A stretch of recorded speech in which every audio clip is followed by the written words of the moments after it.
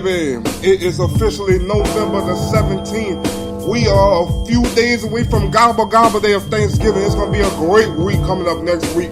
It is officially time. You hear them bells. I'm your host, T-Wayne the Don, and you know when the bells start to banging, it is Third Down. Welcome to the Third Down Show on November the 17th, 2017.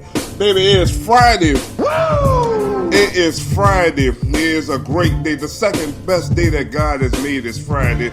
Sunday being the first. But we got a lot to talk about today. Not going to hold you too long. Not a lot going on this weekend in college football. Only got one matchup I'm keeping my eye up on this weekend. NFL, there's a few playoff implication games. There was one last night with the Pittsburgh Steelers and the Tennessee Titans. We're going to talk about them in a little bit. And also in the NBA last night, is the Houston Rockets for real? Or is the Phoenix Suns that bad? We're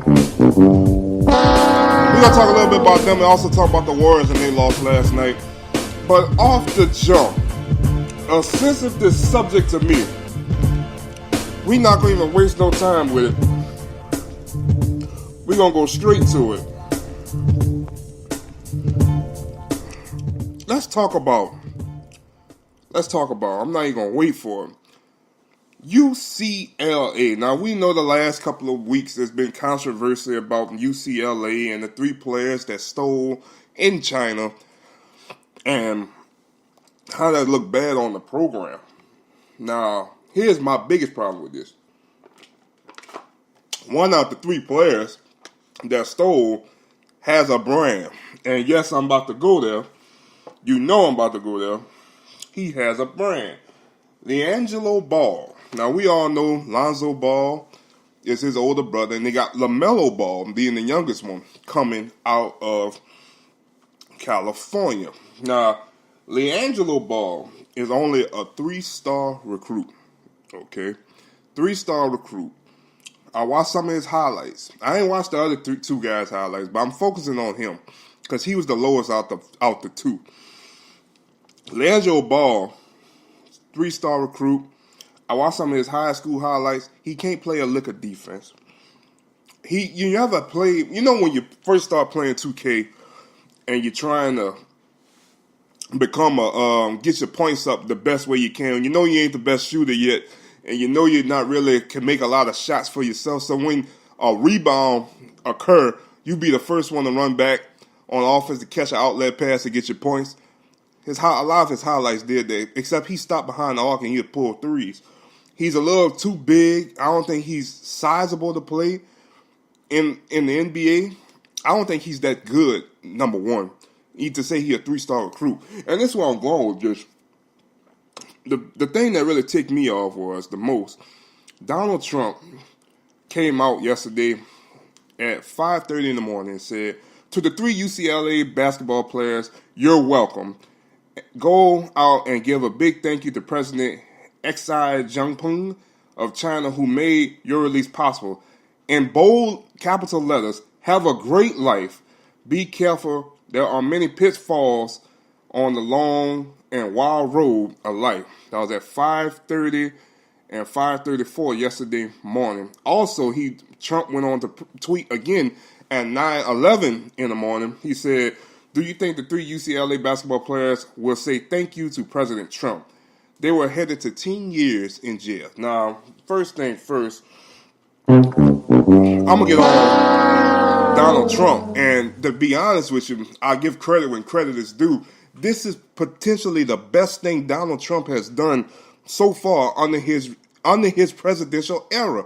And that's a crime shame I think about to a certain degree, because if freeing 3 African-American players is the best thing you have done in year one of your presidency, you're not doing your job, man. Do your job. Stop getting on Twitter and talking about the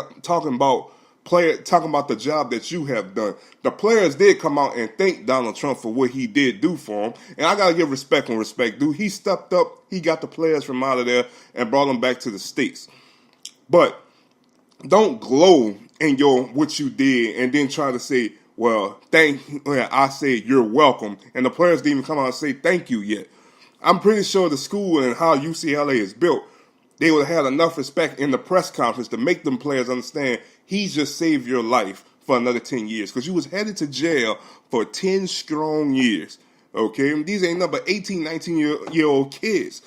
Potentially, they won't see their lives again until 30 years old. So I get where he coming from. Some things stay in your lane, Donald. You have to learn how to stay in your lane. But I'm going to get back on the players. I'm going to get back on UCLA. And I'm going to just particularly stay on Ball, D'Angelo Ball. Like I said, out the three, he was the lowest. He was ranked, I think, after last year's draft recruiting class, I think he was 226. And I know for sure between Cody Riley and Jalen Hill, they were both ranked in the top 100 of ESPN recruiting class last season. Okay? They were 4-star recruits. All right? Ball was only a 226. Not that great of a player. He's coming off the bench role of a player. He can shoot a little bit and not even consistently. Like the game, he got to learn how to adjust. He's a good catch and shoot shooter. He can maybe make a little step back for himself and shoot. But as far as him really being productive, his defensive is terrible. And to say how big of a size of guy he is, I don't even know what position he truly is. I guess he's a front court player, but I mean, he couldn't guard nobody truly in the front court. I think he's just good enough to be a college basketball player. He's not going to be nothing more than a college basketball player. And the thing that really pisses me off is that, dude, why you have to feel the threaten to go steal when you have a brand? You are part of Big Baller Brand. Big Baller Brand, according to what LaVar Ball said. Now, this is what I seen online on May 18, 2017. Big Baller Network is the $3 billion. Now, that's $3 billion that I know I'm never going to see. Your younger brother and LaMelo has bought, his 16th birthday has a Lamborghini. When I was 16, my mama didn't want to buy me nothing. She didn't want to buy me a pack of cookies. And this boy got a Lamborghini. And you tell me you got to go overseas and steal? So this leads me to my conclusion. Now, looking at UCLA rankings when it came to recruiting, I went as far back as 2014. In 14, they were 7th in recruiting. In 2015, they was 24th in recruiting. In 2016, they was 11th. 17, they was 5th. Next year's class, they look like so far they're 21st. And in 19, they are the first recruiting class in the country so far in 2019. So I'm going to say it like this. I'm UCLA. I'm one of the greatest programs of all time. I have 11 national titles. I have one of the longest tournament win streaks in 38 games. 25 Final Four appearances. No, for 25 Final Four wins. I'm sorry.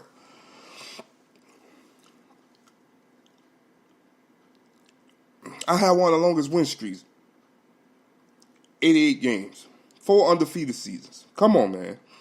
134 weeks of consecutive top number 1 ranked team in the country.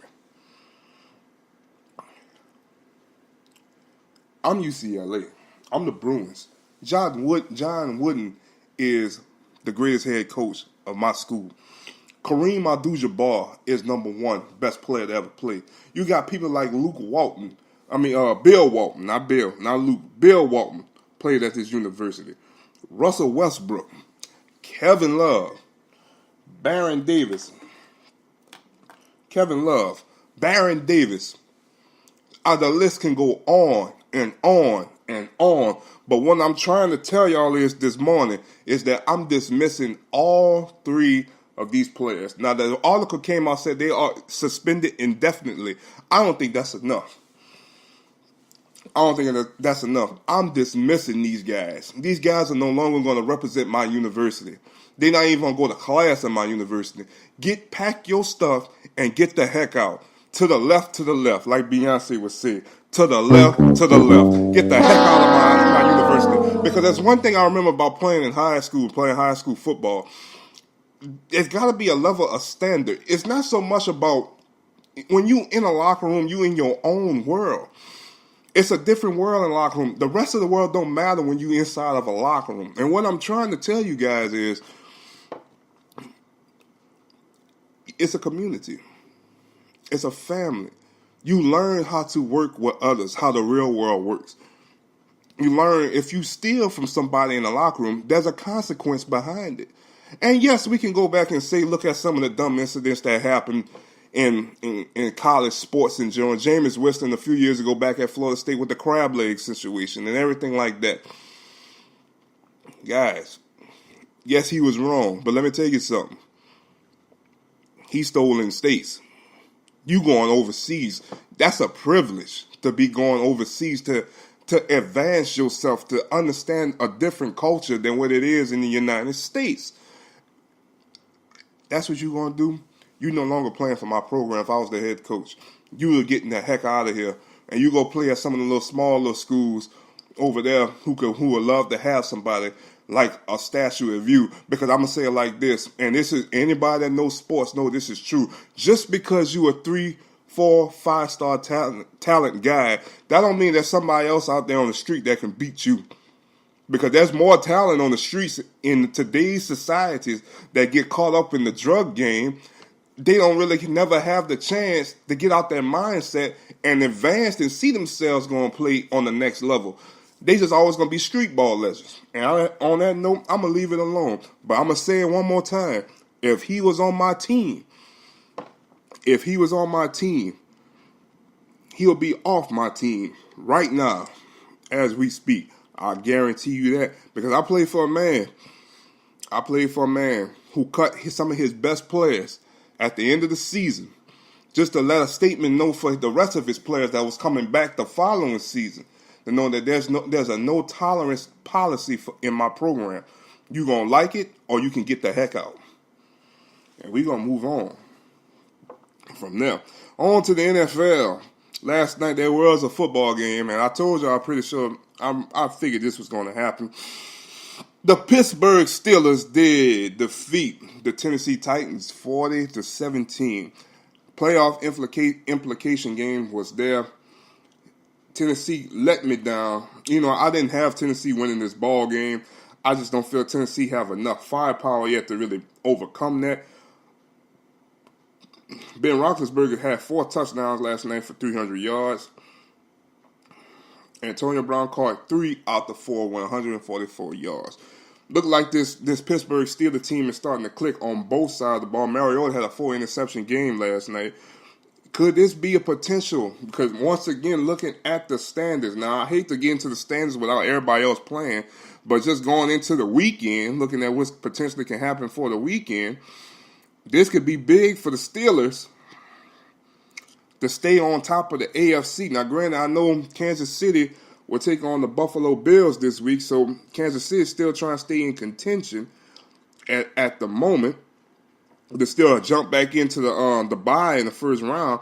But right now, looking into it, the Pittsburgh Steelers are 8-2.